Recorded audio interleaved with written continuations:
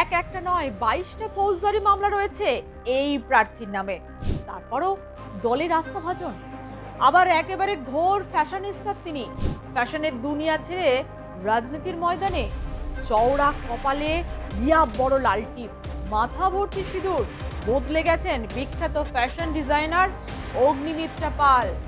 ওল নলচে বদলে গিয়ে তিনি এখন পুরো দমে বিজেপি নেত্রী। রাস্তায় নেমে প্রতিবাদ থেকে ভোটের ময়দানে পুরো দমে প্রচার। তার জুড়ি মেলা ভার। কি করে বদলে ফেললেন নিজেকে? কেনই বা তার বিজেপিতে আসা? লোকসভার প্রার্থী থেকে বিধানসভা ভোটের প্রার্থী। বিজেপির পছন্দের তালিকায় তার নাম কোনো কাটাকুটি চলে না। বিজেপির এই লড়াকু নেত্রী হওয়ার পিছনে কারণ কি? আদৌ কি পারবেন আসানসোল দক্ষিণ ধরে রাখতে? আবার অন্যদিকে শাসক দলের ঘরের ছেলে এবার ঘরে ফিরে এসেছেন। দুবার এই কেন্দ্র থেকে জেতার অভিজ্ঞতা রয়েছে তার। হাতের তালুর মতো চেনেন গোটা এলাকাকে। জনসংযোগেও জুড়ি মেলা ভার। শাসক দলের কর্মীরা জয় নিশ্চিত বলেই প্রচারে প্রাণবন্ত। শাসকের ঘর ভেঙে আবার নির্দল হয়ে এই কেন্দ্র থেকে লড়বেন রাজন্না হালদার। তিনিও পরিচিত মুখ। অতএব কি হবে আসানসোল দক্ষিণের ভবিষ্যৎ? 22টা ফৌজদারি মামলা রয়েছে বিজেপির এই প্রার্থীর নামে। মাঝে মাঝে কোর্টে হাজিরা দিতে হয় অগ্নিমিত্রা পালকে। রাজ্যের বিভিন্ন থানায় অভিযোগ রয়েছে তার নামে, যদিও তিনি কোনো মামলাতেই দোষী সাব্যস্ত হননি। যতই মামলা মোকদ্দমা চলুক না কেন, বিজেপির লড়াকু নেত্রী হিসেবে শীর্ষ নেতৃত্বের পছন্দের প্রার্থী। 2024 লোকসভা ভোটেও প্রার্থী হয়েছিলেন তিনি, তাও আবার দিলীপ ঘোষের গড়ে। এবারও বিধানসভা ভোটে তার জেতা কেন্দ্র আসানসোল দক্ষিণে প্রার্থী হয়েছেন অগ্নিমিত্রা পাল। সেবার তৃণমূল প্রার্থী অভিনেত্রী সায়নী ঘোষকে বেশ লড়াই দিয়েছিলেন অগ্নিমিত্রা। এবারও কি পারবেন এই কেন্দ্র ধরে রাখতে? তার কারণ আসানসোল দক্ষিণের হাওয়া কিন্তু বইছে উল্টো দিকে। গোষ্ঠী কোন্দলের কাঁটা তো রয়েছে, তার সঙ্গে সংগঠনের দুর্বল দিকটাও বেশ খোঁজা দিচ্ছে গেরুয়া শিবিরকে।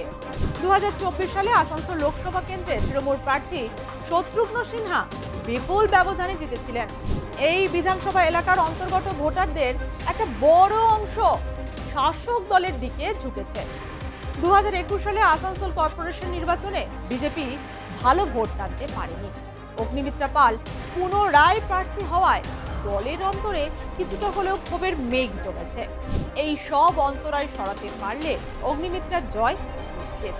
তাই দিন রাত এক করে প্রচারের ময়দানে অগ্নিমিত্রা পাল কখনো সাইকেল চালাচ্ছেন তো কখনো শাসক দলকে খোঁচা দিতে ধূপ হাতে বিকল নলকূপে পুজোও করছেন। উৎসব বা ধর্ম এটাকে রাজনীতিতে আমরা আনার আমাদের সেই মানসিকতা নেই। মোদিজি কোনোদিন আমাদের সেটা শেখাননি। রাজনীতি হবে উন্নয়ন নিয়ে, রাজনীতি হবে আমি কতটা কাজ করেছি, আমার বিরোধী যে আছেন সে কতটা কাজ করেছে। ধর্ম নিয়ে রাজনীতি হবে না, আমাদের দল অন্তত সেটা শেখায়নি। দেখুন, কাজ অনেক বাকি। আর আমি তো 5 বছর বিধায়ক, বিজেপির বিধায়ক, যেখানে সরকার হচ্ছে তৃণমূল।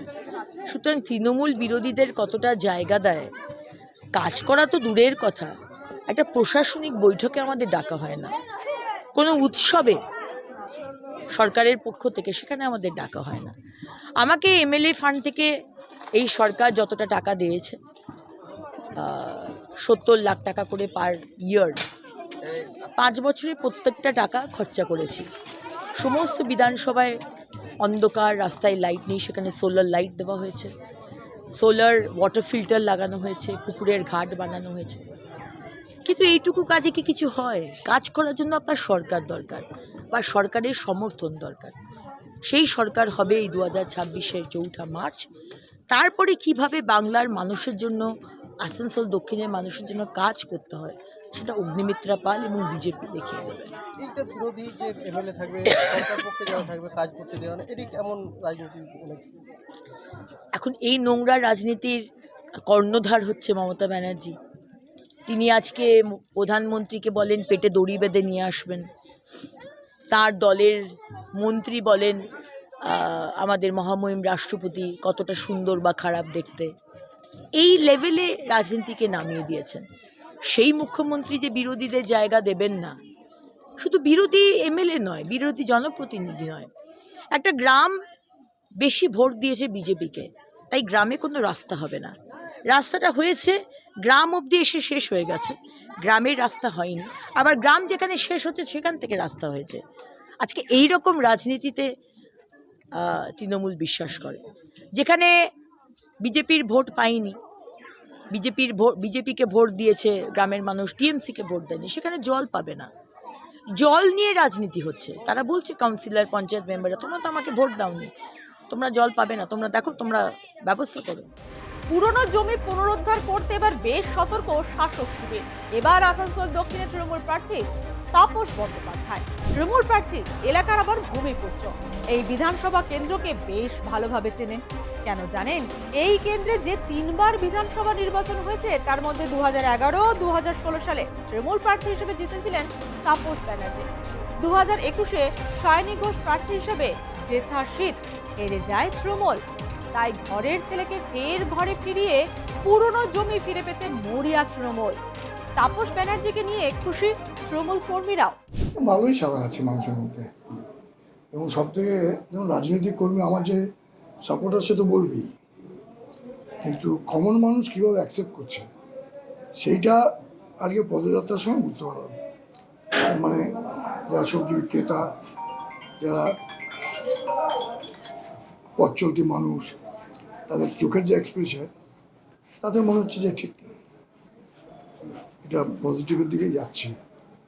আর আরেকটা মানে এত মানুষ ফোন করেছে বিগত 3 দিন 4 দিন ধরে, আমি তো প্রায় ধরাও যায়নি সব ফোন, যেটা একটা ফোনের সঙ্গে একটা ওভারল্যাপিং হয়ে গেছে। তো সবাই মেসেজ করে আমাকে শুভেচ্ছা জানিয়েছে।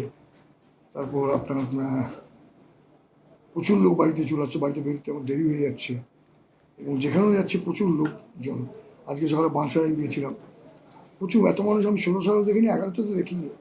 11তে আমি তো এক গ্রামে ঢুকতেই পারিনি, কিন্তু আজকে যখন গেছিলাম দেখলাম আদিবাসী মানুষ থেকে আরম্ভ করে আমাদের সংখ্যালঘু সম্প্রদায়ের মানুষ, আমাদের আরও যারা আছে উচ্চবিত্ত নিম্নবিত্ত, সবাই বাড়ি থেকে মেয়েরা বেরিয়ে এসে, মায়েরা বেরিয়ে এসে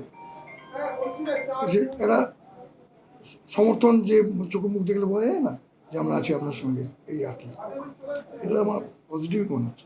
পরিসংখ্যান নিয়ে যদি কাঁটা ছেঁড়া করা যায় তাহলে দেখা যাবে আসানসোল দক্ষিণ কেন্দ্র আসানসোল পুর নিগমের 22টি ওয়ার্ড ও রানীগঞ্জ ব্লকের 5টি গ্রাম পঞ্চায়েত নিয়ে গঠিত। শহুরে ও গ্রামীণ ভোটই মূল ফ্যাক্টর। এই আসনে মুসলিম ভোট প্রায় 12.30%, তপশিলি জাতি 20.56% ও তপশিলি উপজাতি ভোটার 6.50%। 2021 সালে বিজেপির জেতা কোনো এক আকস্মিক ঘটনা ছিল না। এই কেন্দ্র থেকে 2014 সালে বিজেপি ভোট পায় 21,062টি। 2019 সালে তা বেড়ে দাঁড়ায় 53,820। 2024 সালে তা আবার কমে দাঁড়িয়েছে 12,051, যা প্লাস পয়েন্ট হিসেবে দেখছে শাসক শিবির। অন্যদিকে 2021 সালে বিধানসভা ভোটে মাত্র 4,478টি ভোটে ব্যবধানে এই আসন ফতে হয়েছিল তৃণমূলকে। কারণ এই কেন্দ্রে জেতা প্রার্থী তাপস ব্যানার্জিকে সরিয়ে রানীগঞ্জের প্রার্থী করা হয়েছিল। রানীগঞ্জ আসন জিতলেও এই কেন্দ্র খোয়াতে হয় শাসক দলকে, আর তাই ভুল সংশোধন করে দলের লড়াকু নেতা তথা ঘরের ছেলেকে ঘরে ফিরিয়ে এনেছে হাসপুর শিবির। অন্যদিকে বামফ্রন্ট মনোনীত সিপিআইএম প্রার্থী হয়েছেন শিল্পী চক্রবর্তী। তিনিও পথে ঘাটে প্রচার করে বেড়াচ্ছেন। প্রচারে আতিশয্য না থাকলেও মানুষের কাছে এই কেন্দ্রের সমস্যাগুলোকে তুলে ধরে ভোট বাড়াতে মরিয়া।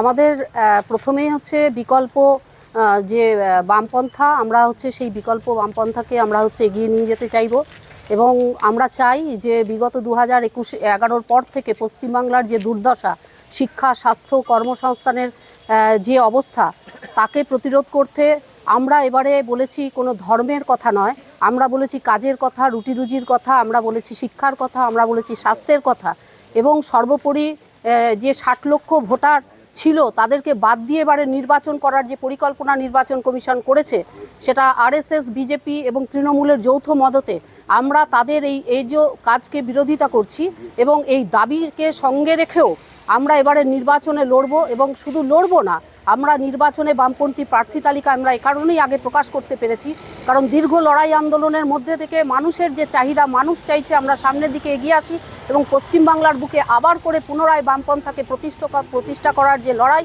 তাকে আমরা প্রতিষ্ঠিত করতে পারি। বিজেপি তৃণমূল ছাড়াও এই কেন্দ্রে এবার লড়াই নির্দল প্রার্থী হয়ে পরিচিত মুখ রাজন্না হালদারের। সোনারপুরের পাশাপাশি আসানসোল দক্ষিণেও তিনি প্রার্থী হয়েছেন। তবে বহিরাগত প্রার্থী হিসাবে লড়াই করা নিয়ে প্রশ্ন উঠেছে। যদিও রাজন্নার দাবি আসানসোল দক্ষিণে একটি বড় অংশের সমর্থন নাকি তার দিকে আছে। এখন দেখার এই কেন্দ্রে ভাগ্যবদল না বর্তমান বিধায়কের ওপর আস্থা রাখবেন ভোটাররা। কি বললেন বর্তমান বিধায়ক? গত 5 বছরে এলাকার উন্নয়নের ছাপ রাখতে কি পেরেছেন, নাকি তৃণমূল প্রার্থী তাপস ব্যানার্জি ভোটের লড়াইয়ে বেশ জনপ্রিয় হয়ে উঠেছেন? কমেন্ট করে জানান আমাদের। আবারও দেখা হবে নেক্সট ভিডিওতে।